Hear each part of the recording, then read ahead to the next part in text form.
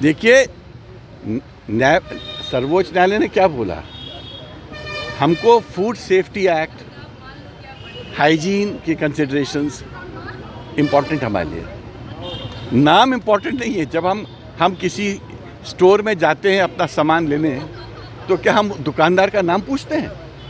क्या जब आप मॉडर्न स्टोर, खन्ना स्टोर्स और आप कौन सा है वो ईटिंग जॉइंट सदर में जी, मैं बहुत कम गया हूँ इन जगह। आप क्या वहाँ जाके वेटर से, बैरा से, बटलर से पूछते हो कि तुम्हारी जात क्या है? ये विश्व में कहीं नहीं होता है और ये कभी होना भी नहीं चाहिए। हमारी जात एक ही है, मानवता। हम इंसान हैं, रक्त सबका एक है।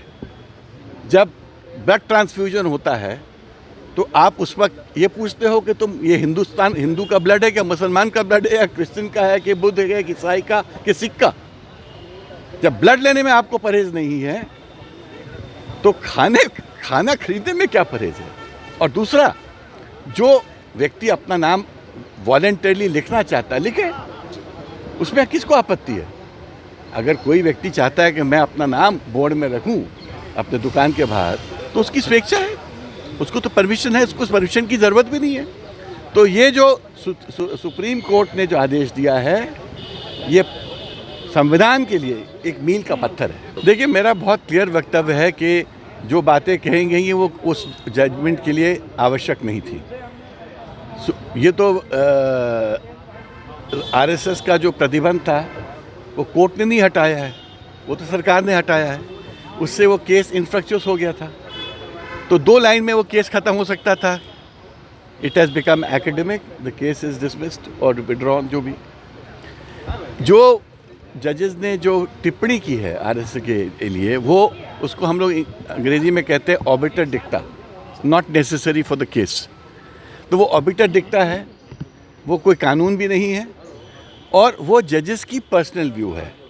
और सुप्रीम कोर्ट कई बार बोल चुका है कि जजेस को अपनी पर्सनल व्यू जजमेंट्स के थ्रू रिफ्लेक्ट नहीं करनी चाहिए। ये सुप्रीम कोर्ट कहता है, मैं नहीं कह रहा हूँ। और न्यायपालिका के स्वतंत्रता के लिए भी इम्पोर्टेंट है कि पर्सनल व्यूज से हम बचें। दूसरी बहुत जो मुख्य बात है, आरएसएस का ये जो विड्रॉ किया है गवर्नमेंट ने नोटिफिकेशन, अब आरएसएस पे एक दायित्व आ जाता है। आरएसएस को ये बताना चाहिए कि वो पॉलिटिकल ऑर्गेनाइजेशन है कि नहीं है। अगर आरएसएस बीजेपी का चुनाव में प्रबंधन करती है या समर्थन करती है तो वो गलत है। फिर आपके कर्मचारी वहाँ आरएसएस के मेंबर्स नहीं बन सकते। आरएसएस को ये एफिडेविट देना चाहिए या पब्लिक को बताना पड़ेगा उनको कि हम खाली कल्चरल हैं और हमको बीजेपी से कोई लेना देना नहीं है। नहीं तो ये झगड़ा बढ़ेगा। आप सरकारी नौकरी में होके किसी पार्टी से संबंधित ऑर्गेनाइजेशन के एक्टिविटीज़ में पार्टिसिपेट नहीं कर सकते हो। स्कूल, कॉलेज, यूनिवर्सिटी, हॉस्पिटल, इस प्रकार के जगहों पे स्वतंत्र है सब लोग जाने के लिए, कोई भी पॉलिटिकल पार्टी का हो। मगर अगर आप ये बोलना चाहते हो कि आपका बीजेपी से कोई संबंध नहीं है, आप कल्चरल ऑर्गेनाइजेशन हो, तो आपको ये बात पब्लिक को प्रूव करनी पड़ेगी।